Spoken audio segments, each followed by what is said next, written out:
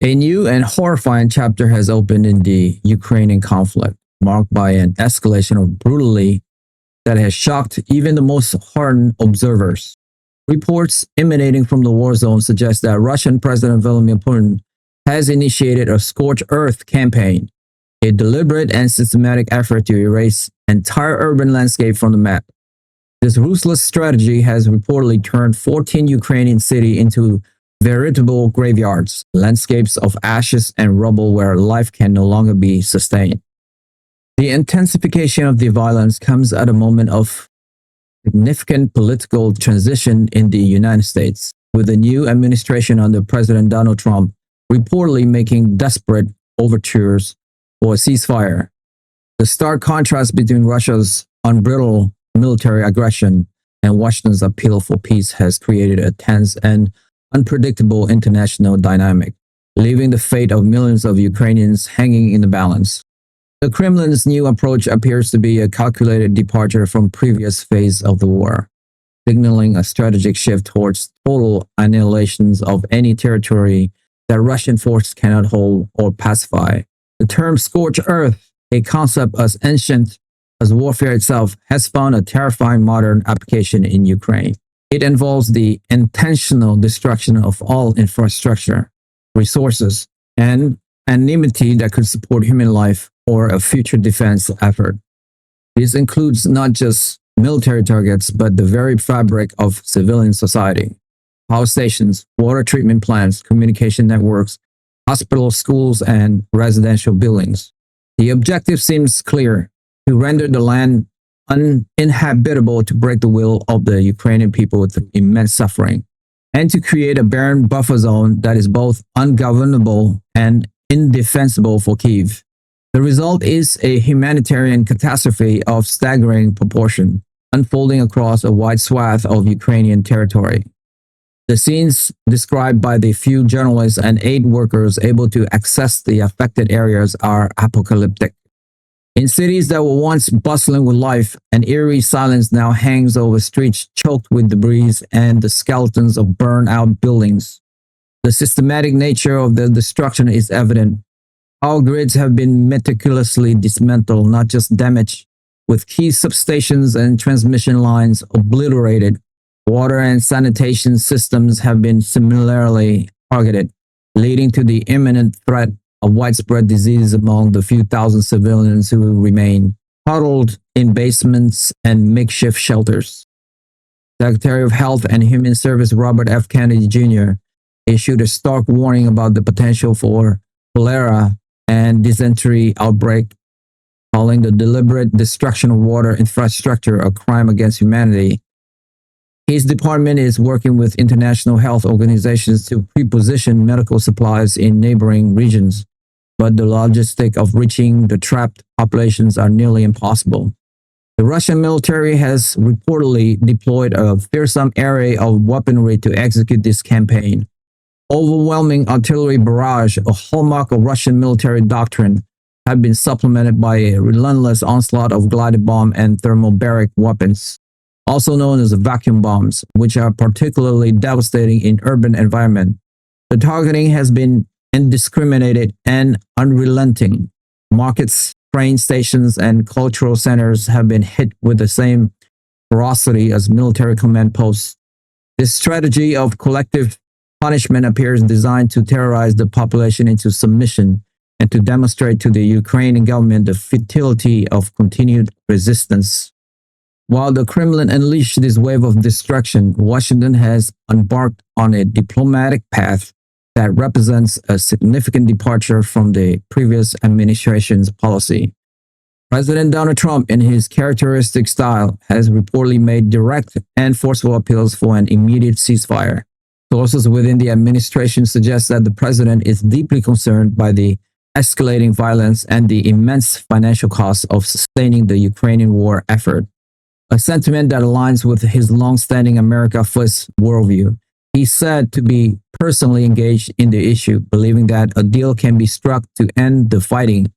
This diplomatic offensive is being led by Secretary of State Marco Rubio, who finds himself in the difficult positions of navigating a complex and volatile international landscape. Secretary Rubio has been engaged in a flurry of calls with his counterparts in Europe, Ukraine, and reportedly intermediaries with contacts in Moscow.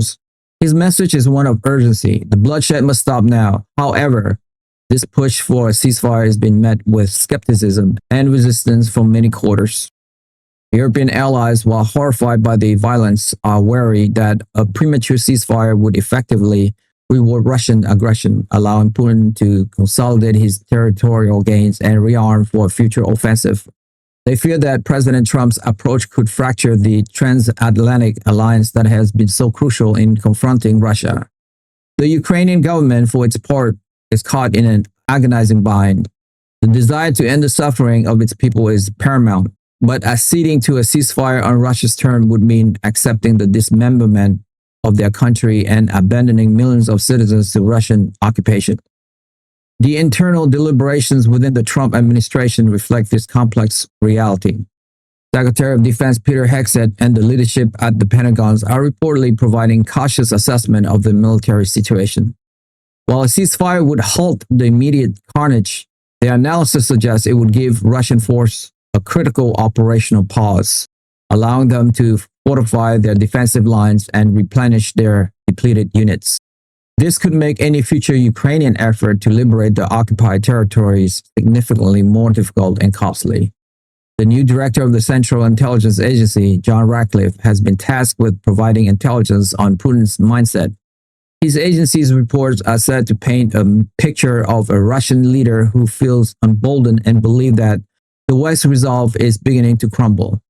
According to these assessments, Putin may view President Trump's ceasefire appeal not as a gesture of peace, but as a sign of weakness, potentially encouraging him to press his advantage rather than negotiate in good faith. Director of National Intelligence Tulsi Gabbard is collating information from all intelligence agencies to provide a comprehensive picture to the president. Her briefing reportedly emphasized the risk that Putin is not interested in a genuine, lasting peace, but rather a temporary truce that serves his strategic interests. She has highlighted the Scorched Earth campaign as evidence that Putin's goal is not merely territorial gain, but the crippling of the Ukrainian state itself. The economic dimensions of the conflict are also a major factor in the administration calculations. Secretary of the Treasury Scott Bessent has presented President Trump with stark figures on the cost of the war, both in terms of direct aid to Ukraine and its broader impact on the global economy. The continued disruption of supply chains and energy markets is a significant concern for the new administration, which has prioritized economic recovery. Secretary of Commerce Howard Lutnick has similarly warned of the long-term damage to international trade and investment, arguing that a prolonged and escalating conflict creates a climate of uncertainty that is toxic for business. The humanitarian fallout from the destruction of the 14 cities is a crisis that is spiraling out of control. Administrator of the Environmental Protection Agency, Lee Zeldin, has raised concerns about the severe environmental damage, noting that the bombardment of industrial centers has likely released a cocktail of toxic chemicals into the air, soil, and water, creating long-term health hazards for the entire region. Secretary of Agriculture Brooke Rollins has warned that the destruction of agricultural infrastructure and the contamination of farmland will have a devastating impact on Ukraine's ability to feed its own people and will further exacerbate the global food crisis. The impact on Ukraine's future is a subject of deep concern for many within the administration. Secretary of Education Linda Mahan has expressed her dismay at the deliberate targeting of schools and universities, calling it an attempt to rob an entire generation of their future. Secretary of Transportation Sean Duffy has noted that the systematic destruction of bridges, railways, and ports will make the task of rebuilding Ukraine an monumental undertaking, requiring decades of efforts and immense international investment. The plight of those who have served in the conflict is also a pressing issue. Secretary of Veteran Affairs Douglas Collins has been in contact with his Ukrainian counterparts to share best practice on dealing with the physical and psychological trauma afflicting soldiers returning from the front line of such unimaginable horror. The Scorched Earth tactics have raised serious questions about war crimes and accountability. Attorney General Pam Bondi is said to be working with international legal bodies to explore avenues for prosecuting those responsible for ordering and carrying out these attacks. He has stated that the deliberate targeting of civilians and civilian infrastructure constitute a grave breach of the Geneva Convention and that the United States will support efforts to bring the perpetrator to justice. This legal and moral imperative, however, clashes with the pragmatic desire to bring the conflict to an end through a negotiated settlement. President Trump's focus is reportedly on stopping the killing, and some within his inner circle argue that a public push for war crimes tribunals could antagonize the Kremlin and make a ceasefire agreement impossible to achieve. The internal debate within the White House is therefore intense, pitting the pragmatic against the idealists. The voice calling for an immediate end to the conflict at almost any cost are clashing with those who argue that a lasting peace can only be achieved through strength and a refusal to appease aggression. This tension is reflected in the administration's public messaging, which has at times been inconsistent, reflecting the different viewpoints of the key players. The reaction from the international community has been one of horror and condemnation, but also of uncertainty. There is a growing sense that the conflict has entered a new and more dangerous phase, and that the existing strategies for dealing with it are no longer adequate. The United States' apparent shift in policy under President Trump has added to this sense of confusion. Traditional allies are unsure whether to follow Washington's lead in pushing for a ceasefire or to redouble their efforts to support Ukraine's military resistance. This has created a vacuum of leadership on the world stage, which Russia is all too willing to exploit. The Kremlin, for its part, has flatly denied the allegation of a scorched earth campaign. Its spokespeople have dismissed the report as Ukrainian propaganda and have insisted that their military operations are targeting only legitimate military objectives. They have portrayed the destruction of the cities as the unfortunate but necessary consequence of Ukraine's refusal to surrender. This narrative, while transparently false to most of the world, is being relentlessly pushed through Russia's state-controlled media, which is presenting the war as a defensive struggle against Western aggression. The internal dynamic within Russia remains opaque, but there are some who believe that the escalation of the conflict is a sign of Putin's growing desperation. The war has been costly for Russia, both in terms of life and treasure, and there are signs of growing economic strain and public discontent. The Scorched Earth campaign may be a high-stake gamble by Putin to force a quick and decisive outcome before the internal pressure becomes too great to manage.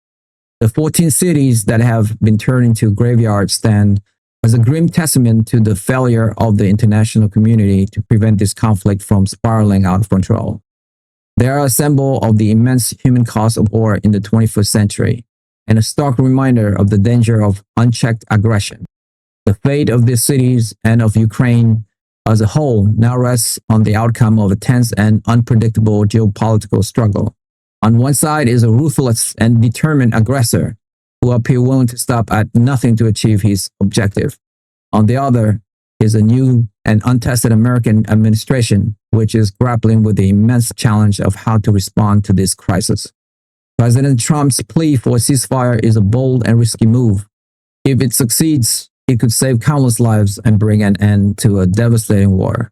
If it fails, it could be seen as a sign of weakness, emboldening Russia and further undermining the international order. The coming weeks and months will be crucial.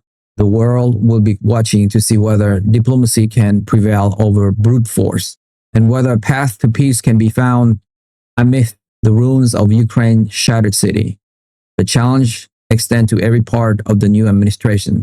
Secretary of the Interior Douglas Burgum has been involved in discussion about the long-term environmental and land management consequences of such widespread destruction. Secretary of Housing and Urban Development Eric Turner has been consulting with international bodies on the monumental task of eventually housing the millions of displaced people whose homes have been turned to rubble. United States Trade Representative Jamison Greer is assessing the impact of the scorched earth tactic on international treaties and trade norms, particularly concerning the destruction of commercial ports and grain silos. Administrator of the Small Business Administration, Kelly Loeffler, is working on contingency plans to support American businesses that have been affected by the disruption in the region. The sheer scales of the destruction requires a whole of government approach, not just from the United States, but from the entire global community. Yet, as the bombs continue to fall and the list of destroyed cities grow, a coordinated and effective response seems tragically out of reach. The world is left to bear witness to a medieval siege strategy being deployed with modern weapons, and the desperate hope for a ceasefire feels increasingly fragile against the backdrop of 14 urban graveyards. Many of my listeners, like 70%, haven't subscribed to my YouTube channel. And so many of you don't even know that you haven't subscribed. And that is actually what makes the show going. It's almost like you're making a donation to the show. So that's why I ask again and again, because it enables us to grow and grow and grow. And we're going for the long haul here. And listen, if this is your first time listening to world global conflict, you don't have to subscribe. You guys, you're first ones on me. But if you have watched the show before, it's like you are a freeloader now. So all I would ask you is, if you have seen this show before and you like it, help me, help my team here. Hit that subscribe and like button now, and we will continue to build the show for you. That I swear. Thank you to all of you guys who have subscribed. It means a lot to me. Thank you so much. That's all for me for today. I will see you soon. Bye for now.